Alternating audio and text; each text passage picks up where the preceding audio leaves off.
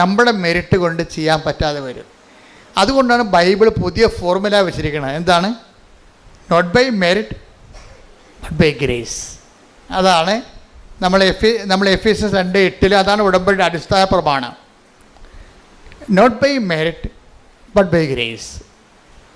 പിന്നെ എന്താണ് പറയുന്നത്? നമ്മൾ അത് എഫേസ്യസ് 2:8. പിന്നെ നമ്മൾ എന്താ പറയണത്? സക്കറിയ, ഇതിപ്പോൾ ആദ്യകാല ധ്യാനം നോക്കിയാൽ മതി. സക്കറിയ 4:6 എന്താ പറയണത്? സൈന്യത്താലെയല്ല, ശക്തിയാലെയല്ല, കർത്താവിൻ്റെ ആത്മാവിനാൽ. അപ്പം ജീവിതത്തിനെതിരെ വരുന്ന ചില വെല്ലുവിളികൾ നമ്മുടെ ശക്തിയും സൈന്യവും കൊണ്ട്, ആളുകൊണ്ടോ അർത്ഥം കൊണ്ടോ നേരിടാൻ പറ്റത്തില്ല. ഞാൻ ചില സമയത്തൊക്കെ നോക്കുമ്പോഴേ ഈ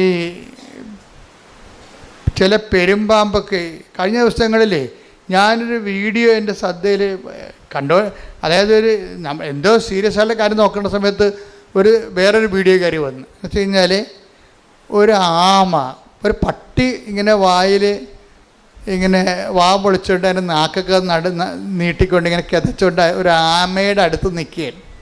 ആമേ, കുഞ്ഞാമ അല്ലെങ്കിൽ അപ്പോൾ ഈ പട്ടി നാക്ക് നീട്ടിക്കൊണ്ട് നിൽക്കുന്ന സംഭവം ആമ എന്തോ അനങ്ങണ പോലെ കണ്ട് ആമ അതിൻ്റെ തോട്ടിൽ നിന്ന് തല വലിച്ച് പുറത്തിട്ടിട്ട് പട്ടിയുടെ നാക്കെ കയറി കടിച്ചോടുകൂടി പട്ടി കിടന്ന് കാറിയിട്ട് പട്ടി പെടുന്ന പാട്.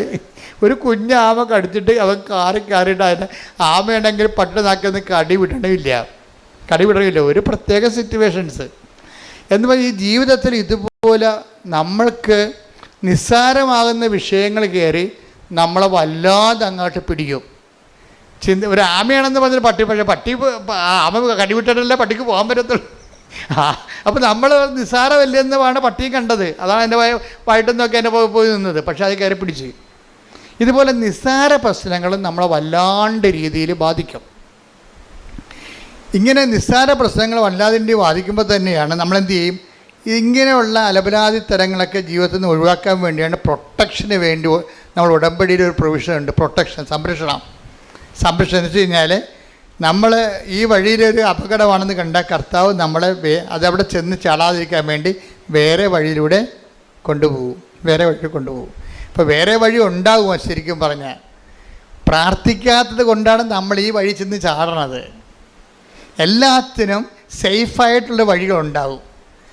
നമുക്ക് സേഫ് തോന്നാത്തതിൻ്റെ കാരണം നമ്മുടെ പ്രാർത്ഥനാ ജീവിതത്തിൽ പുലിവാലുള്ളത് കൊണ്ടും പെരുമാറ്റത്തിൽ കുഴപ്പങ്ങളുള്ളത് കൊണ്ടുമാണ്. ഇപ്പോൾ ഉദാഹരണത്തിന് ഞാനൊരു ഇപ്പോൾ സമരക്കാരൻ്റെ കഥ പറയാം. സമരക്കാരൻ്റെ കഥ എന്താ? സമരക്കാരൻ്റെ കഥയല്ല, അത് നിങ്ങൾക്കറിയാം. അതല്ല, സമറിയായിലൂടെ ഈശോ ജെറുസലേമിലേക്ക് പോകാൻ വേണ്ടി 2 അപ്പോസ്തലന്മാരെ പറഞ്ഞു വിടും, യാക്കോബ് യോഹന്നാന്. അണ്ണന്മാർ നേരെ സമറിയായിൽ ചെല്ലും. അപ്പോൾ അവർ ചോദിക്കും എവിടെ പോകണമെന്ന് ചോദിക്കും. ജെറുസലേമിൽ പോകണമെന്ന് പറയും. അപ്പോൾ അവർ പറയും നിൻ്റെ കൈകാലി ഞങ്ങൾ വെട്ടുമെന്ന് പറയും. കാര്യം എന്താണ്? ഞങ്ങൾ സമരക്കാരാണ്, നിങ്ങൾ ജാരസന്തതി എന്നാണ് ഞങ്ങളെ വിളിക്കണത്. നിങ്ങൾ ജെറുസലേം ദേവാലയത്തിൽ നിങ്ങൾ കയറ്റത്തില്ല, അതുകൊണ്ട് നിങ്ങളിവിടെ കൂടി ജെറുസലേം ദേവാലയത്തിൽ പോകാൻ അനുവദിക്കത്തില്ലെന്ന് പറയും. ഇവർ ക്ഷുഭിതരായി പ്രശ്നമായി യേശുവിൻ്റെ അടുത്ത് വരും. കംപ്ലൈൻറ്റ് പറയുമ്പോൾ കർത്താവ് പറയുന്നത് എന്തിനാണ്? നിങ്ങളെന്തിനാ ആ വഴിക്ക് പോയത്? വേറെ വഴി ഉണ്ടായിരുന്നില്ല എന്ന് പറയും. അത് മറ്റൊരു വഴിക്ക് പോയെന്ന്. അതാണ് take the word of God. സ്തുതിക്കട്ടെ, ഹല്ലേലൂയ. ലൂക്ക 9:56. ലൂക്ക 9:56. അവർ മറ്റൊരു ഗ്രാമത്തിലേക്ക് പോയി. മറ്റൊരു ഗ്രാമത്തിലേക്ക്. അപ്പം നിങ്ങൾക്ക് പോയാൽ മതിയല്ല, അതിന് പ്രൊവിഷൻ ഉണ്ടാകും. അപ്പോൾ ഈ വഴി അല്ലാതെ വേറെ വഴിയുണ്ട്. ഇവർക്കെന്താ പ്രശ്നം? ഇവർ കണ്ടത്തടിക്കും മുണ്ടത്തടി എന്ന് പറഞ്ഞ് നടക്കുന്ന പാർട്ടിയാണ്. അവർക്ക് അവരുടെ തല തീയും എന്താ ഉടമ്പടിയൊക്കെ എടുത്ത് കർത്താവിൻ്റെ കൂടെ ഉടമ്പടി ജീവിതമാണെങ്കിലും കൈയിരിപ്പത്തിന് മോശമാണ്. അവിടെ പ്രശ്നം ഈ അപ്പോസ്തലന്മാരല്ലേ. അപ്പോസ്തലന്മാർ കർത്താവിൻ്റെ കൂടെ ജീവിച്ചുകൊണ്ട് ഫോർമാറ്റ് ചെയ്തുകൊണ്ട് ജീവിക്കണമല്ല. പക്ഷേ യവന്മാരുടെ കൈയിരിക്കണത് ശത്രുക്കളുടെ തലയിൽ തീയും ഗന്ധകവും വീഴണമെന്നുള്ള ആഗ്രഹക്കാരാണ്. ഉടമ്പടിയൊക്കെയാണ് കാര്യം ശരി, പക്ഷേ നമ്മളെ തൊട്ട് കഴിഞ്ഞാൽ അവൻ്റെ തല തെറിക്കണമെന്നുള്ള മെൻറ്റാലിറ്റി ഉള്ള ആൾക്കാരാണ്. ഈ മെൻറ്റാലിറ്റിയുമായിട്ട് കർത്താവിൻ്റെ കൂടെ ജീവിക്കാൻ പാടാണ്. ഉടമ്പടി ജീവിതം മുന്നോട്ട് പോകത്തില്ല. അതുകൊണ്ട് അവരിൽ തന്നെയുള്ള വിഷമൊക്കെ പുറത്ത് ചാടിച്ചിട്ട് താണ് ഇവരെ ക്ലീൻ ചെയ്തെടുക്കണേ കർത്താവ്. ഇപ്പോൾ ഇഷ്യൂസ് ഉണ്ടാകുമ്പോൾ ഓർക്കുക, നിങ്ങളുടെ കയ്യിൽ എന്തോ കുഴപ്പമുണ്ടെന്ന് അതിൻ്റെ അർത്ഥം. അവൻ്റെ കുഴപ്പമുണ്ടെന്നല്ല പ്രശ്നം. ബൈബിളിൽ കാണിക്കുന്ന രീതികൾ വ്യത്യാസമുണ്ട്. നിങ്ങളുടെ ജീവിതത്തിലെ കുടുംബത്തിലെ അയൽവാസികളുമായിട്ട് പ്രശ്നങ്ങളുണ്ടെങ്കിൽ അതിൻ്റെ അർത്ഥം അവർക്ക് പ്രശ്നമുണ്ടെന്നല്ല, നിങ്ങൾക്കെന്തോ പ്രശ്നമുള്ളതായിട്ട് ദൈവത്തിന് തോന്നണം. നിങ്ങളുടെ കയ്യിൽ ഇരിക്കുന്നത് നാട്ടുകാരുടെ തലയെ തീയും ഗന്ധകവും വീഴാൻ വേണ്ടിയാണ് നിങ്ങൾ നിലകൊള്ളേണ്ടത്. ക്രിസ്തുവിനെ കൂടെ നടക്കുന്നത്, പക്ഷെ അതിൻ്റെ കഥയൊന്നുമില്ല. ഉടമ്പടി എടുത്തിട്ടുണ്ട്, പക്ഷെ നാട്ടുകാരുടെ തല പോകണമെന്നാണ് നിങ്ങൾ ഉദ്ദേശിക്കുന്നത്. അങ്ങനെയുള്ള കോമ്പറ്റീഷൻ അല്ലാത്ത അലവലാതി തരങ്ങളൊക്കെ കയ്യിലുള്ളത് കാരണം ഇതിനെ ഒന്ന് കറകളഞ്ഞെടുക്കാൻ വേണ്ടി ഇടയ്ക്ക് ഉടമ്പടിക്കാലത്ത് ഇഷ്യൂസ് ഉണ്ടാകും. ഇപ്പം നിങ്ങൾ ഓർക്കും ഉടമ്പടി എടുക്കുമ്പോൾ ചില ആൾക്കാർ പറയില്ലേ, എൻ്റെ ഉടമ്പടി ഒന്ന് കാരണ്ട, അവർക്കൊരു പണി കൊടുക്കാമെന്ന് പറയുക. 90 ദിവസം കഴിയട്ടെന്നൊക്കെ പറയത്തില്ലേ, 90 ദിവസം കഴിയട്ടെന്ന്. ഇങ്ങനെ കുറേ പെലിച്ചാളികൾ ഉടമ്പടി എടുത്തിട്ടുണ്ട്. വെച്ച് കഴിഞ്ഞാൽ ആ ഉടമ്പടിക്കാലം കഴിയുമ്പോൾ നിങ്ങൾക്ക് ഇത് എങ്ങനെ വ്രതം പോലെ ഒന്ന് അനുഷ്ഠാനമായിട്ട് തിരിക്കും. ഇതിങ്ങനെ ഈ ഉടമ്പടിക്കാലം ഒന്ന് അനുഷ്ഠാനം പോലെ വെള്ളമടിക്കാതെയും നാട്ടുകാരുടെ മേക്കെട്ട് കയറാതെയൊക്കെ മര്യാദയൊക്കെ ഇങ്ങനെ നല്ല പിള്ള ചമഞ്ഞ് ജീവിക്കും.